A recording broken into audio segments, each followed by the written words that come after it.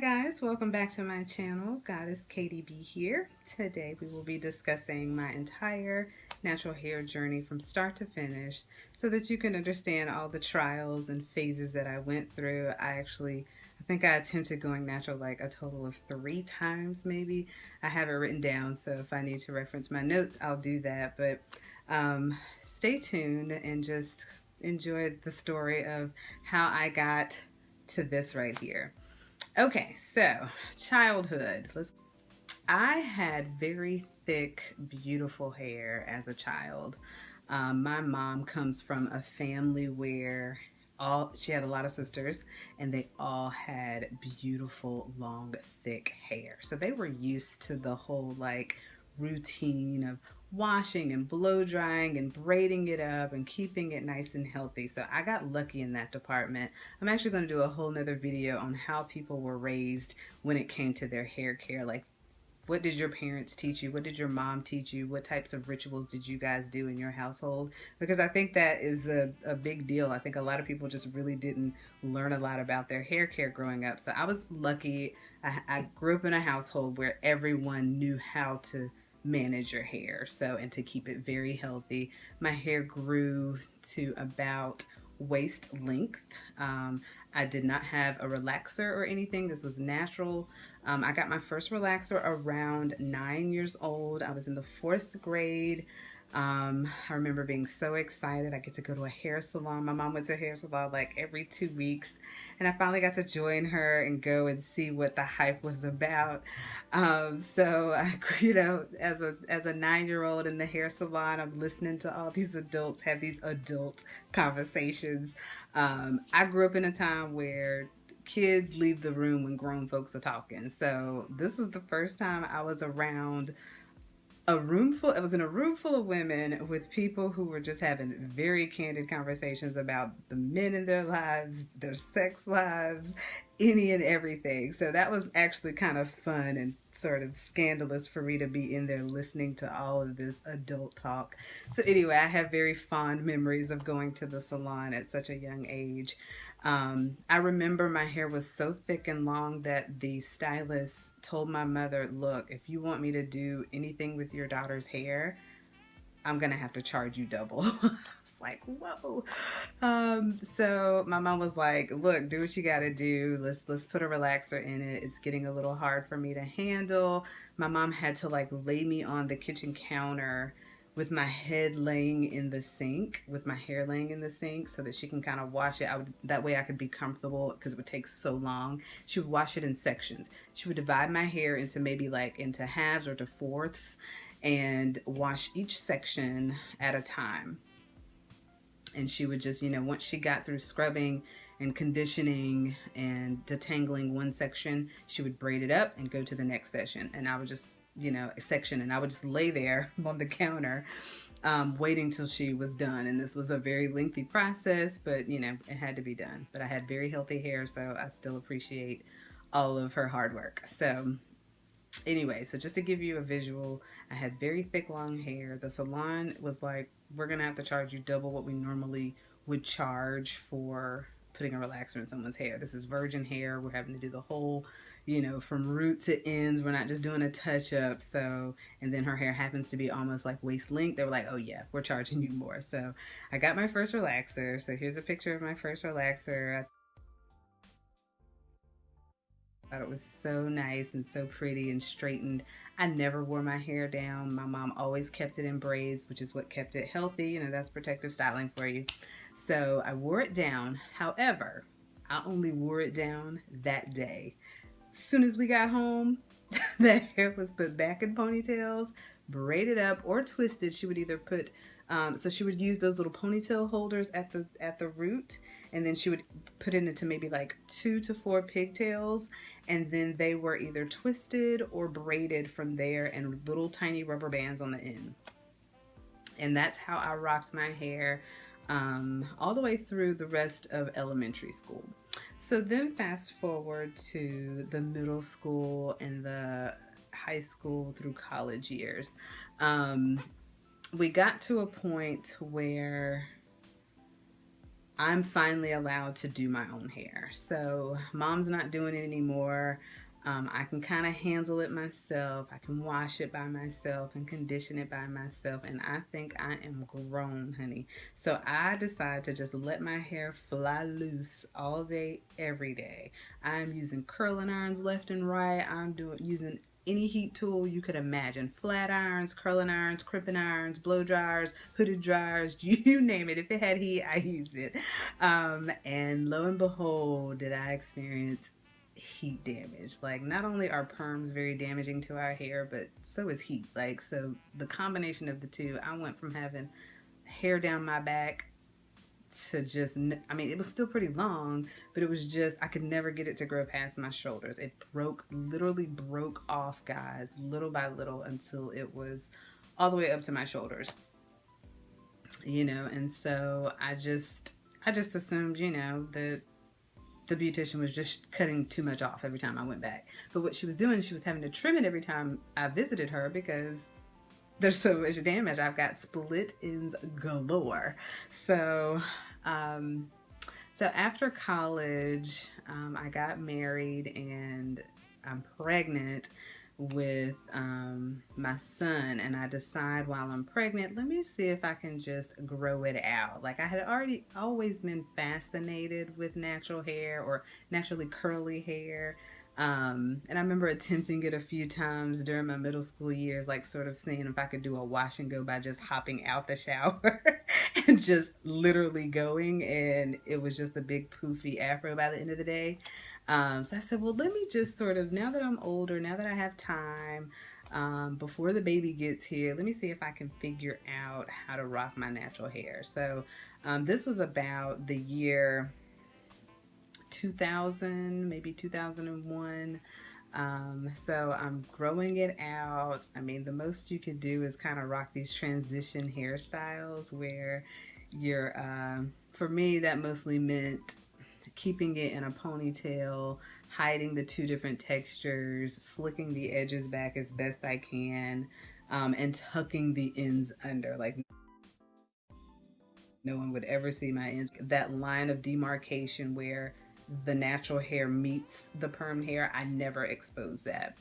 Then at some point in my pregnancy, I got really sick and was bedridden for about a week, and I could not do my hair, guys, and it matted up like you wouldn't believe. And my mom had to come rescue me. I called my mom. I was like, Mom, you need to do my hair. I'm too weak. You know, the doctors are trying to figure out what's wrong with me, and I can't move. I can't get out of this bed. What can you do to help me? So she comes over, props me up in a chair, and thank God for this, but she nursed my hair back to some level of health. She did have to put a relaxer back in it, though, because at that point I just could not handle, you know, all the work that dealing with the two different textures required, and being sick. So if I wasn't sick, I think I'd have been fine. But the fact that I now can barely wash my own hair and detangle it, we had to put a relaxer in it. So that was the first attempt. It was like, it felt like, okay, that was a fail.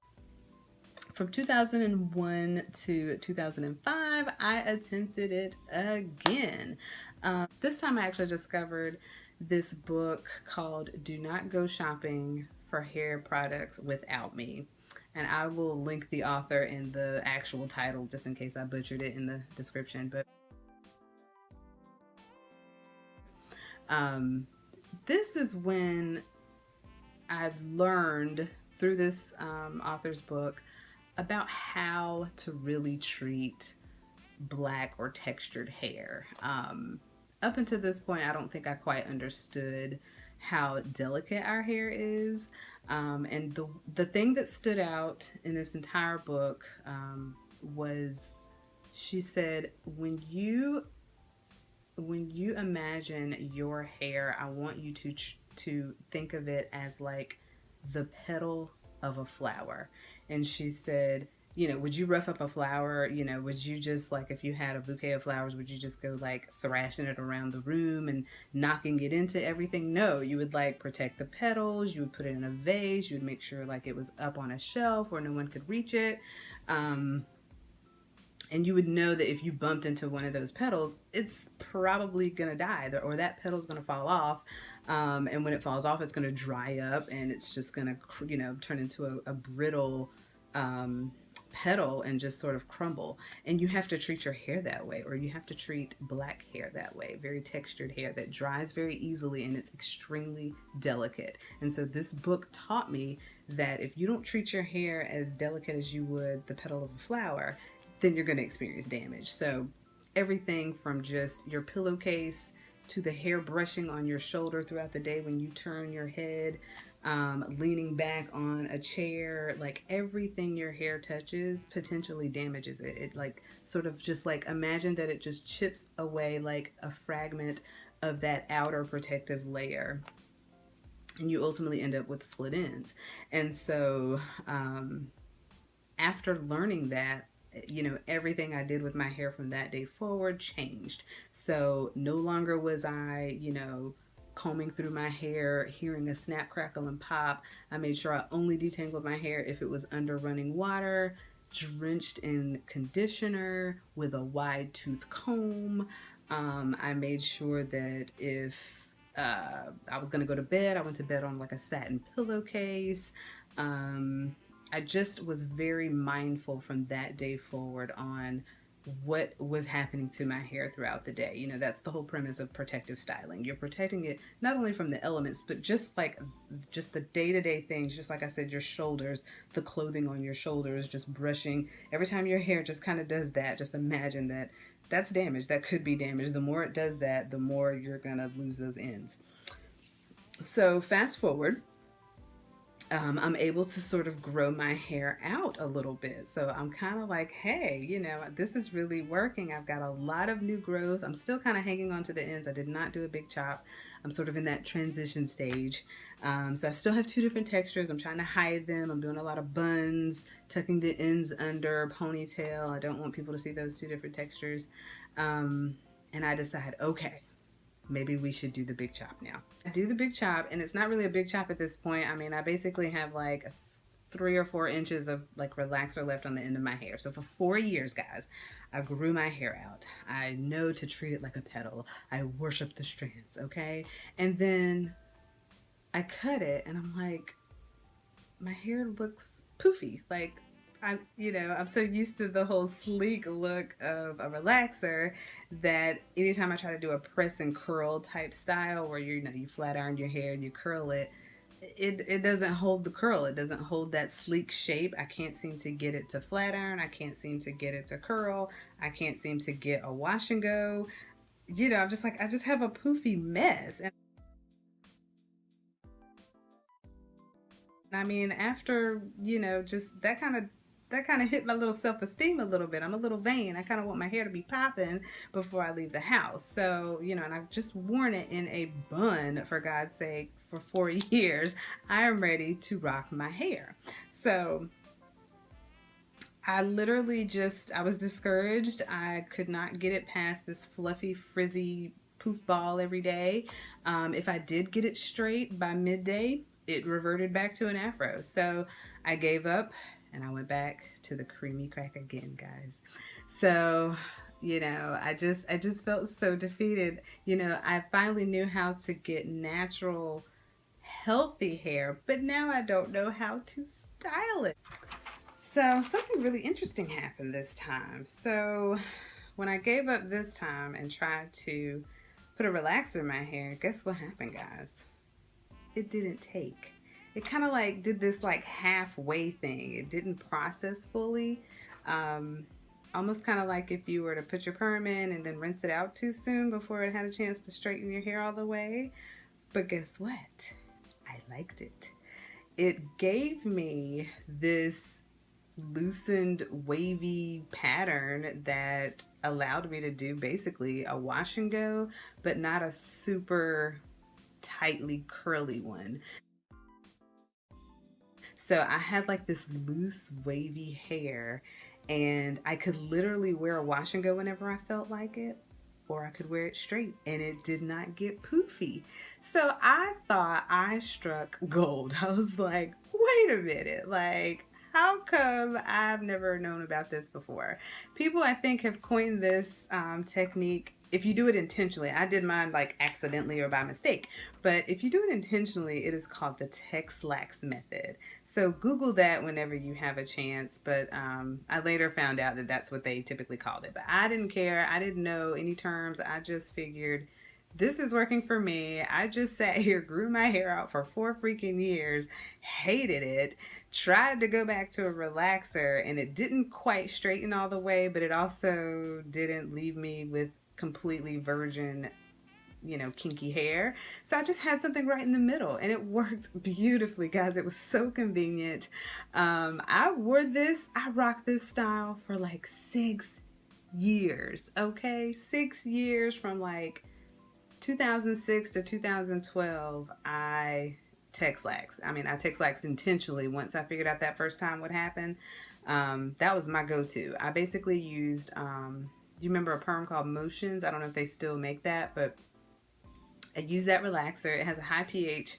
We'll get into pH in a minute or in another video, but pH is quite important when it comes to maintaining your hair. But I used Motions. I would put it in my hair just like the box would say, but I'd only leave it in for 5 minutes. After 5 minutes, I would use the neutralizing shampoo and then, condition and style as usual. So basically you do everything on the box of a relaxer, but you don't leave it in as long. So typically my hair was always hard to process. And I noticed even when I went to the salon, they always had to leave the relaxer in my hair a little bit longer for it to take.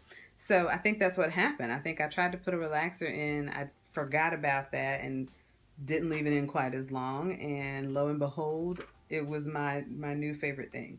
So it gave such a loose curl pattern though that I almost had to, when I would put some type of hair gel in my hair, I would have to kind of scrunch it to get the bottom to fully curl. So most of my hair would be nice and wavy, but then I'd have to kind of scrunch it, and I didn't mind. I mean, if all I got to do is scrunch it a little bit, then great. However, it's still a chemical. It's still somewhat damaging to your hair. It's still denaturing the actual strand of your hair. It's breaking the bonds that actually help create those curls, the actual curls, if you were to look at it under a microscope. So anyway, so I finally got to this point where I was like, you know what? This is just still damaging. I would like to try to achieve this naturally, if at all possible. I'm like adopting more of a minimalist lifestyle, a more holistic lifestyle at this point. I'm starting to change all my products from because after having my son, his skin was so sensitive, he had eczema, that I had no choice but to either convert to all natural ingredients for most of the products that he used. And when I did that, I kind of just used the same product. So if I had to use an all-natural shampoo for him, I just used the same all-natural shampoo. Or all-natural soap, I used the same soap. So we just started to develop this holistic lifestyle, I guess. And I said, you know what? I really would hate to continue using relaxer if I just don't have to. If I could just figure out a way, now that I kind of know how to do a wash and go with Texlax hair, maybe I could try it with my natural hair now that I know a little bit more. And I have had time to play with my hair for 6 years now. So I still didn't know quite, what to do, but I stumbled upon, and if you're natural, you have heard this name. I don't know if you're living under a rock if you haven't heard her name, but Curly Nikki. I discovered Curly Nikki on the internet, and she was using henna at the time. So I don't know if she still does today. I'll maybe link something to her website below, but she was using henna, and when she showed the results of how henna just gradually loosens the curl pattern using all natural products, and it's not damaging your hair, and it's coating the hair, so the coating in and of itself was loosening or just weighing the hair down just enough to give it a little bit of a wave without destroying or denaturing the hair itself. And so once I saw that, I was sold. I was like, okay, last Texlax relaxer. And this is around March of 2012, which means that was my absolute last relaxer. So that means I have been 100% natural 8.5 years now, guys.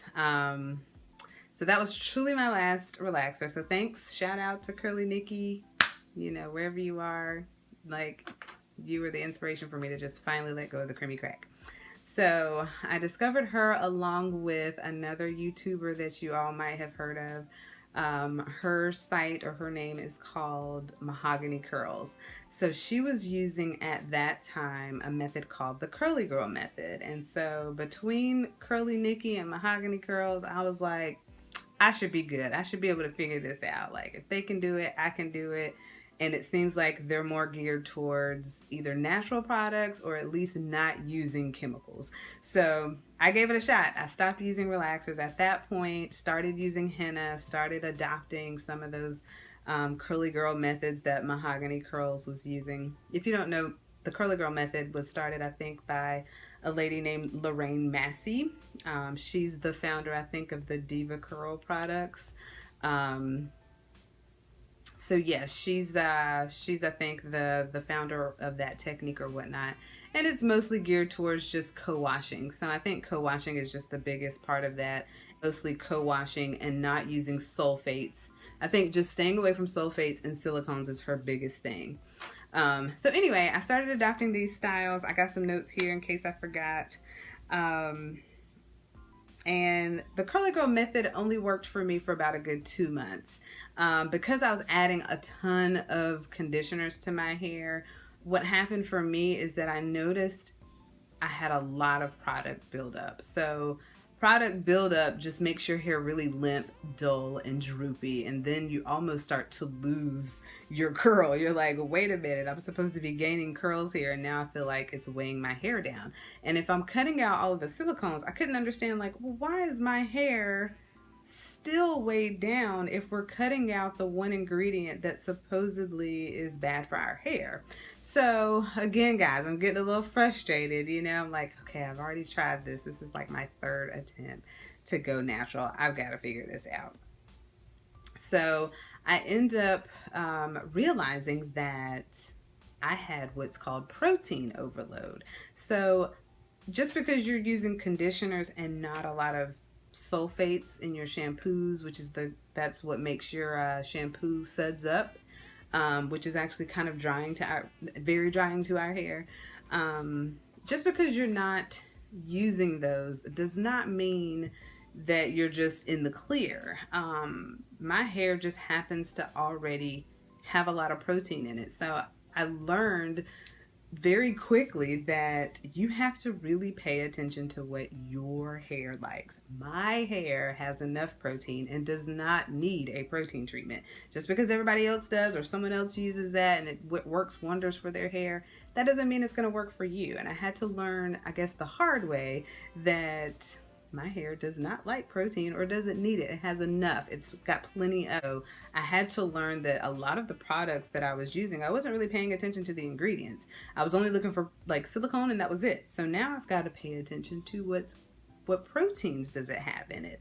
And there's a whole list. I mean, I don't have time to explain all that. This video would be like an hour long. But once I learned what proteins to look out for in hair care products, my hair started to improve. So let me tell you what your hair feels like when you have protein overload. When you have protein overload, your hair feels like straw.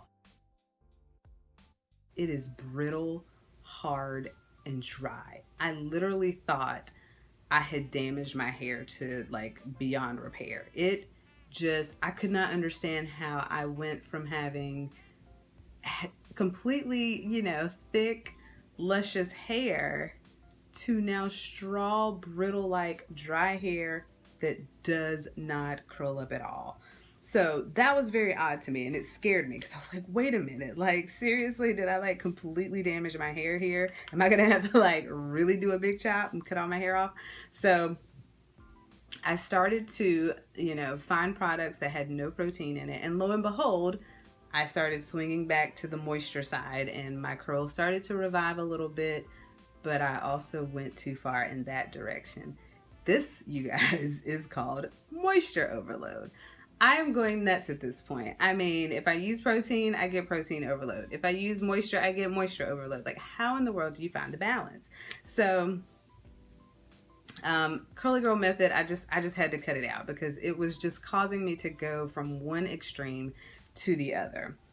So back to the drawing board we go. It's now 2014. We're at 2014 at this point. I did discover something during this year. This year, I stumbled upon an article about how fast your hair grows. And I said, let me test this theory and see if it's accurate. Because I still have like two different textures, I can easily measure, the new growth. I can measure the new growth each month and see how much new growth I'm getting, right? So I did it. I tested it out. And the article says that the average head of hair grows a half an inch a month. So I said, okay, so basically within a year, I should have about 6 inches of new growth. I'm trying to like calculate how long it'll take me to do my big chop. So I tested it out. My hair does not grow that fast. It does not grow half an inch a month. It grows almost like 1/3 of an inch per month. It literally takes my hair about 3 months to reach 1 inch, guys. 1 inch. So over the course of a year, I only could grow about 4 inches of hair. And this is like keeping it super healthy. I'm not wearing it loose yet because I don't really know what to do with it. Or at least my roots are not like, sort of exposed to any damage. I'm not using any heat at this point. It's nothing on it except conditioner and water and maybe some type of gel. So yeah, I can only grow 4 inches per year. So I don't trust when there's claims out there that, oh, buy this product or use this formula and you can grow your hair overnight. I don't trust hair growth serums. Our hair grows. Everybody's hair grows. It's just about like length retention and protecting it from damage. So anyway, I just wanted to throw that out there that I did discover during that time period. One, what causes protein overload, what causes moisture overload, how to look for ingredients in the products. I can't be a product junkie anymore. I have to really focus on what I'm actually putting in my hair. And I discovered how fast my hair grows. So fast forward, the end of that year. We're still in 2014. The end of that year, guys, this is when all of the years of hard work. Remember, we started this video, we started discussing 2000, right? It was the year 2000 when we decided to go natural for the first time. It is 2 decades later? It's 2 decades later. So we are at that December 2014 mark, and it is only then that I finally discovered my holy grail product. This is when it all became worth it, guys. I discovered Rhassoul Clay. It is basically dirt. But that dirt is my miracle secret sauce, okay? It is the only reason I could get popping curls. Once I discovered that, I have not looked back. I have been using it ever since. Every couple of days, I do a clay treatment, and I have never had a bad hair day since. I have the perfect wash and go every single day, thanks to Rhassoul Clay. Now, I don't just use Rhassoul Clay by itself. I use it as part of the maximum hydration method. I will have all kinds of links to for you to research this process yourself. But the website that I was referencing broke it down into 5 steps. And you do those 5 steps for 7 days in a row in order for your hair to achieve maximum hydration. And the reason you have to do this method is because you are, guess what, ladies and gentlemen? You have low porosity hair. If you went through any of these same trials and tribulations that I just described today, Okay, you are probably low porosity. And what that means is that your hair has a hard time absorbing moisture. You're either high porosity, low porosity, or just normal porosity. And if you happen to be low porosity, you're going to have to work extra hard to use the same products that someone else uses to get those results. If your hair is not absorbing moisture or retaining moisture, then nothing you do is going to improve the look of your hair. So the maximum hydration method is designed primarily for low porosity hair, and it sort of tricks and nudges the hair into receiving the moisture. And once it receives the moisture, then your curls can pop. Then you have no more poofy hair days. Then you have no more fluffy afros. You have a defined wash and go with this method, because now, because your hair can receive the moisture, everything you do after that is just gravy. So I just wanted to share that with you all. I still use that method today. It is my true holy grail, and the secret ingredient is truly Rhassoul Clay. So once I tried Rhassoul Clay, it like cleanses, softens, and makes my curls pop. It just does everything. It just seems to be like that one-hit wonder for me. So I've got some videos coming up after this where I walk you step by step through how I do the entire process. So basically my wash day or my wash and go routine is coming after this. So please check those out. I hope that you either discover that you are low porosity and that there's hope for you, or just give this a try if you feel like your hair is just eternally dry and never receiving moisture. This is a good way to try to guarantee that it does receive moisture. So that's all I have for you guys. I wanted to share with you my journey. I'm telling you, the proof is in the pudding. I have not looked back, okay? All right, thanks for watching. Don't forget to subscribe, and see you in the next one, okay? Bye.